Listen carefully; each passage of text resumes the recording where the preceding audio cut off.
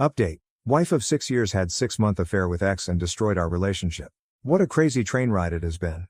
I'm 33 and currently going through a painful divorce and thought I should share my story to help process the numbness and loss I feel and evaluate how this train wreck occurred. Me and my wife were co-workers for a time 9 years ago. From the time we met we were extremely attracted to each other, sparks flew and we hit it off immediately. I dated around a good amount in my younger 20s, but there was something different with her that made me feel safe and happy. After several years of dating and living with each other we decided to get married. I remember even at the time I proposed it didn't feel right.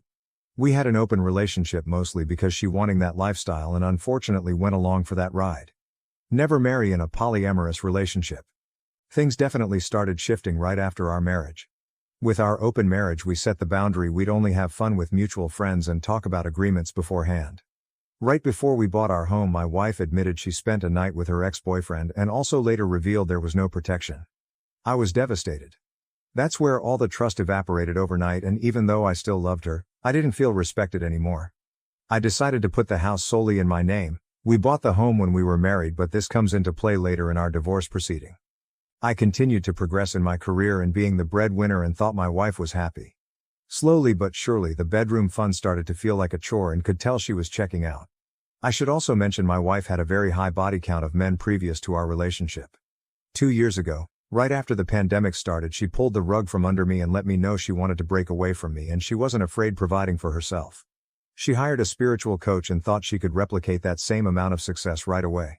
Fast forward to today, she is still struggling to launch her coaching business. Yeah, being independent isn't so easy, right, hon? Also doesn't feel very good with all the emasculation and treating me like garbage as I continue to financially support her. She deployed a lot of emotional manipulation to have me still provide and pay for her lifestyle. She convinced me to sleep in separate bedrooms. I did it to give her the space she said she needed. I really should have kicked her out of the house at that point. About a year ago she reconnected with that ex-boyfriend she had the affair with. To add on to the misery I was already feeling, she decided to commit into a relationship with him even with us still married. Looking back I feel completely disgusted with myself for not standing up for myself back then and continuing to allow it. She would often offer me affection and intimacy here and there to keep me ignorant of any of my dignity or self-respect, so I played along to earn any form of closeness with her. I was completely addicted and made her my world. The turning point was last spring after I took her to Hawaii for a week. It was my ultimate Hail Mary to win her back. We even did a couple's photo shoot professionally done and had a really great time together. However, I could tell she was still invested in her AP. Not even a day after we got back from the trip she said she missed her AP. Again I felt absolutely devastated that she would so easily cast away the time and energy we had just spent together. This is where I started to finally regain my dignity. I decided to play up to my image and try to walk away as unscathed as I could and divorce her. Not surprisingly, her and the boyfriend decided to move in together last summer. This is when I brought up to my wife I wanted an uncontested divorce. She was ripe with feelings for her AP, so when I wrote out the stipulation I'd receive the full equity on the house, my bank accounts, and retirement accounts, she agreed. I gave her a week to decide after another weekend of vacationing with her AP, and she signed the stipulation in front of a notary and I filed it the same day. She ended up going out to the bar that night with her AP, getting dolled up and spending another intimate encounter with him, I guess in celebration. Yeah, I surely felt like a valued husband. 3 weeks after my wife wasn't able to get housing with her AP as originally planned. Now understanding her predicament, she filed a motion with the court to dismiss our stipulation and go to mediation. Go figure. I then lawyered up and we had several hearings with the courts. My wife never hired an attorney. I believe she thought her spiritual leanings told her she didn't need any of that. Well, turns out she lost her case and tried filing an erroneous second motion with her newly hired attorneys and lost that too a few weeks ago. Now she's filed an objection to be heard by the judge. My lawyers are very confident the objection will also be denied and the final divorce papers can then be signed. I've racked up $10K of legal fees, but my wife also has a lot of fees too and may even be able to ask for my fees to be paid if I win, but I will most likely elect to pay my own anyway. Edit. Also, I should add, in the second motion she filed with her attorneys she made up lies about me coercing and lying to her. Things like I told her to not hiring a lawyer because it was too expensive. The commissioner saw right through that BS and denied her, and hope the judge does too. When my lawyer read through that motion with me, he said there is no chance at reconciliation. Also, the hearing before the judge just got scheduled for April 5th. The finish line is so close now. Writing this all out, it seems almost too absurd to be true. I'm trying to survive the present the best I can, Staying focused in my career and trying to enjoy playing piano and my other hobbies to not think about this. It doesn't help that my wife gives me glimpses of wanting me back, but the past is just too painful for reconciliation. I know I can find another partner that loves me and respects me, but for the present moment I feel paralyzed and heartbroken over this journey. Ultimately, I just want to move on with my life, and maybe I'll laugh at it all looking back one day. The universe has an interesting way of unfolding. Hope that karma works as designed. Also, any suggestions on getting her out of the home? I feel like I can't kick her out legally unless we're officially divorced. She has mentioned to me many times she fears of me kicking her out. At the same time, she tells me she has other living arrangements planned, but nothing has ever materialized. Now for the update. Hard to believe it's been 6 months already. I'm happy to report that I am officially divorced and starting to live my best life now. I still have moments of pain and loneliness hit me in waves thinking about the old versions of what we used to be, but overall I'm starting to move past it.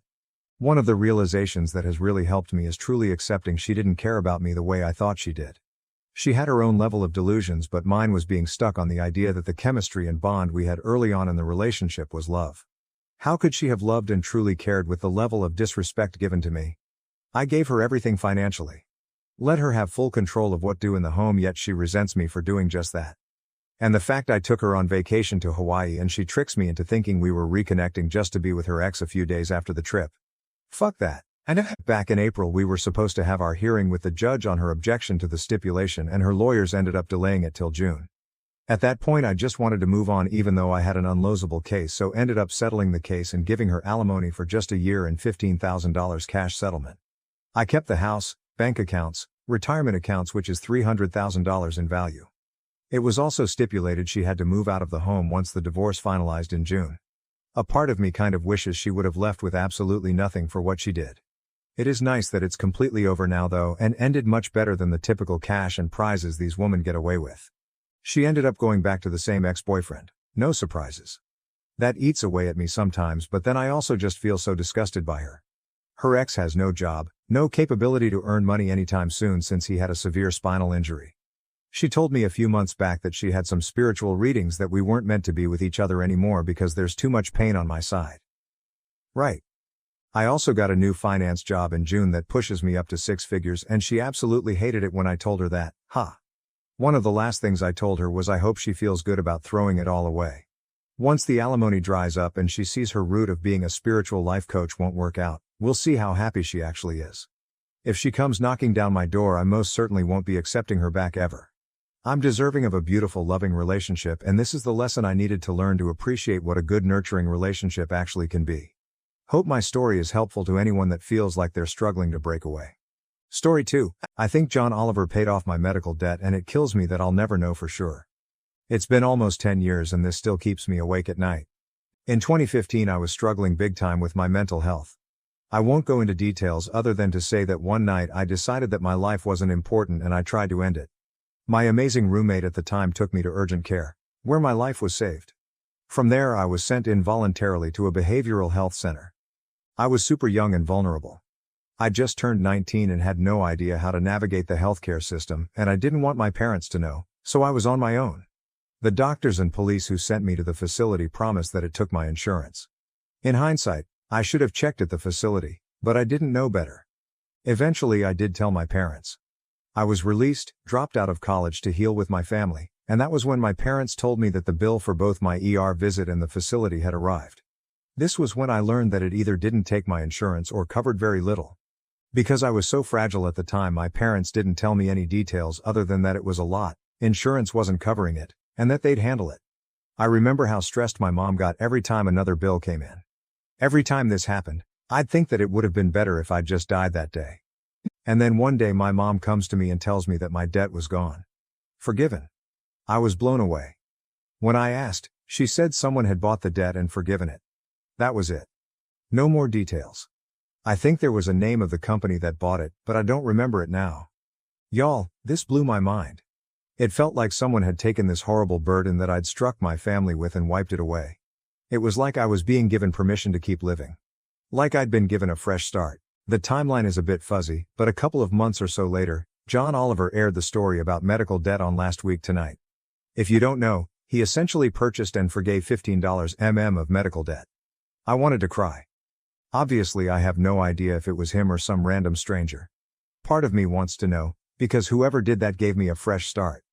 I got my first job, went back to college, and now I'm married and just had my first kid. No matter who did it, I'm forever grateful. They literally changed my life.